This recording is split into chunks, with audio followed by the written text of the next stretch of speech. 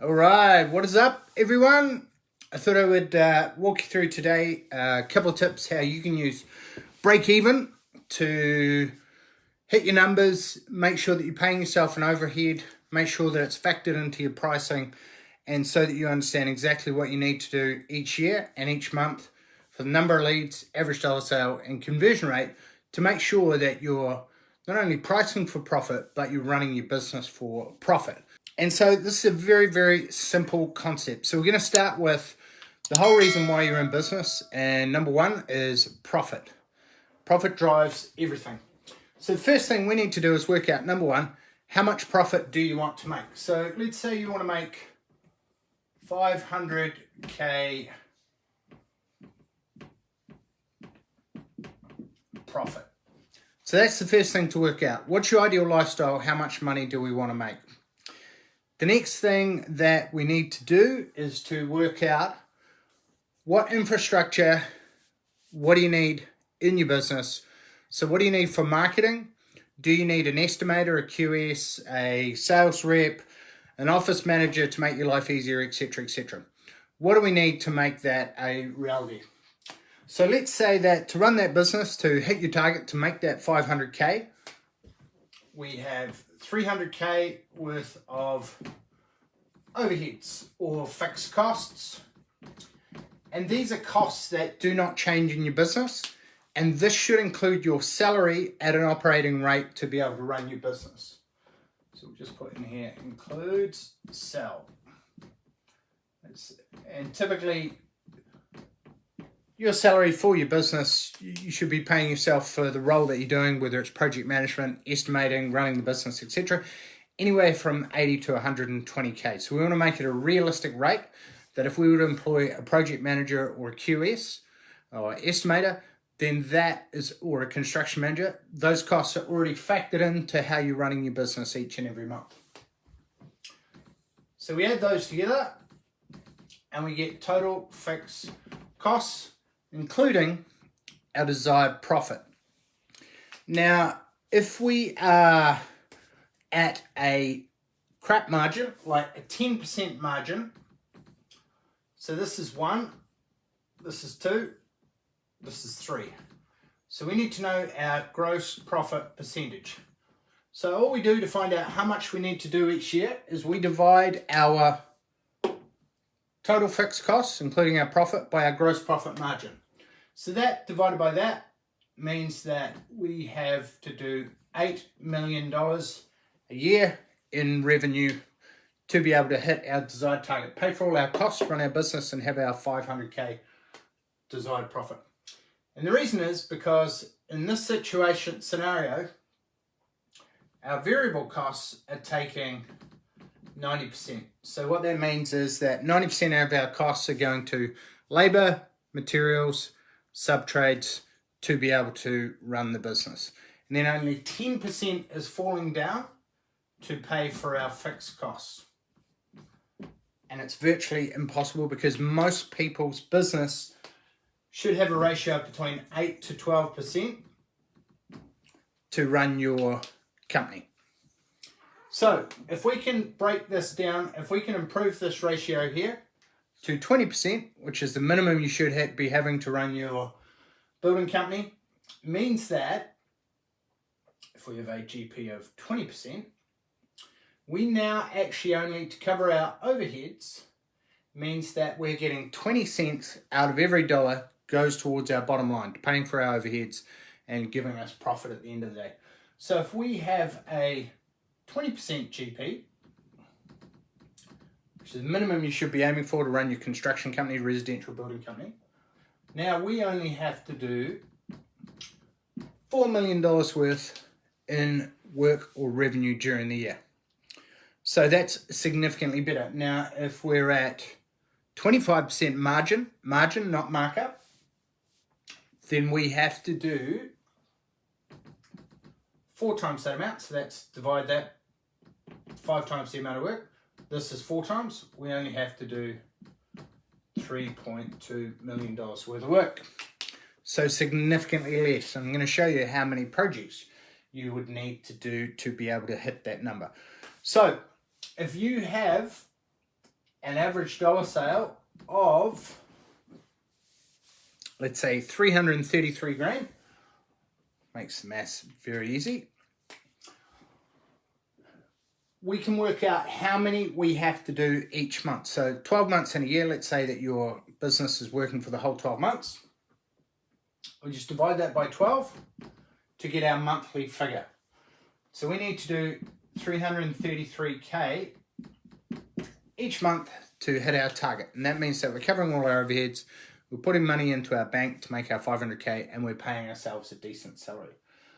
So to summarize, if we have a 20% gross margin, we want to make $500,000 profit, and we have $300,000 worth of overheads, then we need to do $4 million in revenue, and each month we need to do 333k.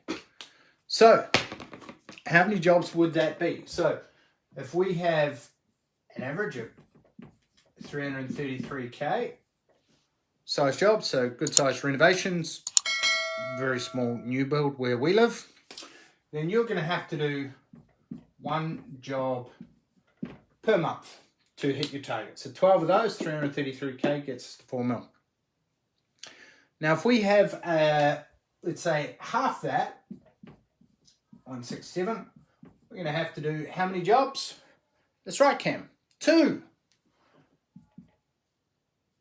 And if we have smaller jobs, Lloyd, how many are we going to have to do? Let's say we had half of that, 88. We're going to have to do 4 jobs.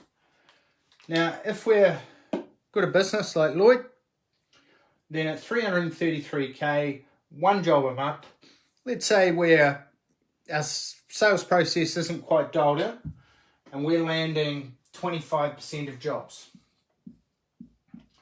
So if we're only landing 1 out of 4 jobs that we price, then we are going to have to price 4 jobs a month.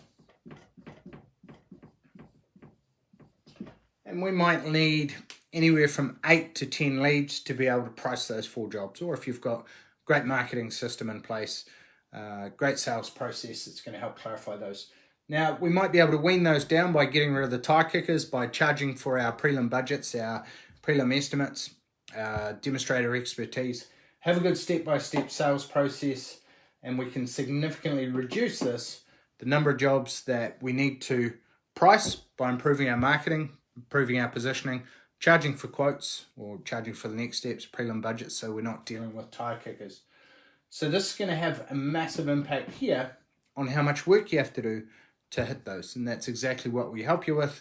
Get these systems in place so you understand your numbers, you're factoring profit to begin with, you know how many jobs you have to do, and also this can then help us pinpoint which area do we need to work on the most. So do we need to work on your gross margin the most? Do we need to work on your average dollar sale the most? Or do we need to work on your sales price the most?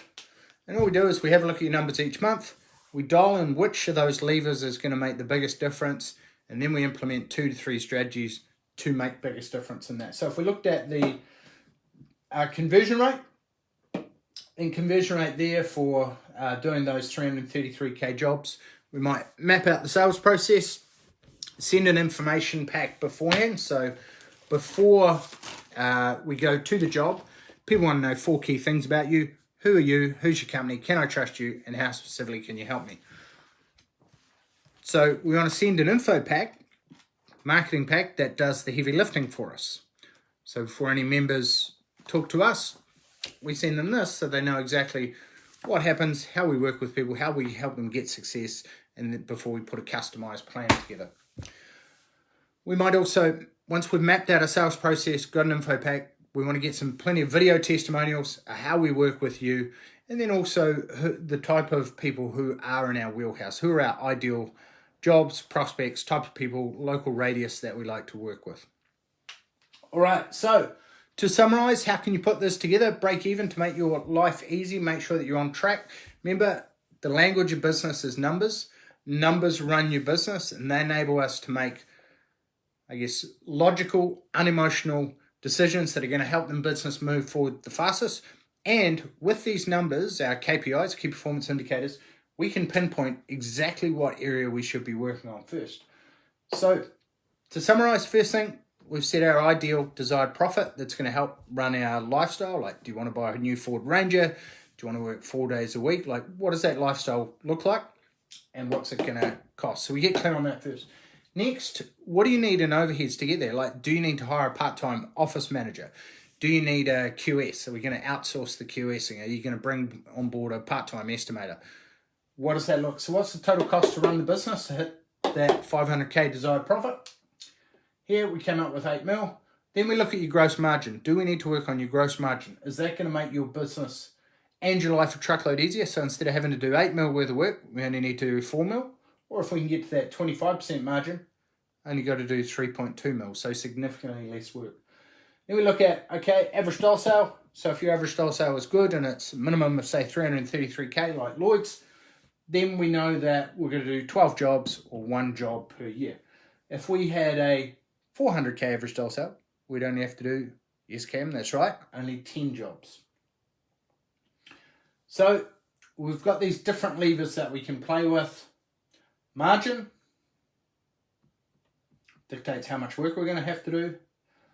Average dollar sale and conversion rate that are going to make your life a lot easier. We can break it down each month, see where we're on target, and know exactly what we have to do to course correct and to focus in on that exact area to make the biggest difference.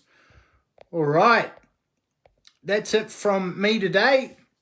I hope this has been helpful. If you do have any questions, post them in below.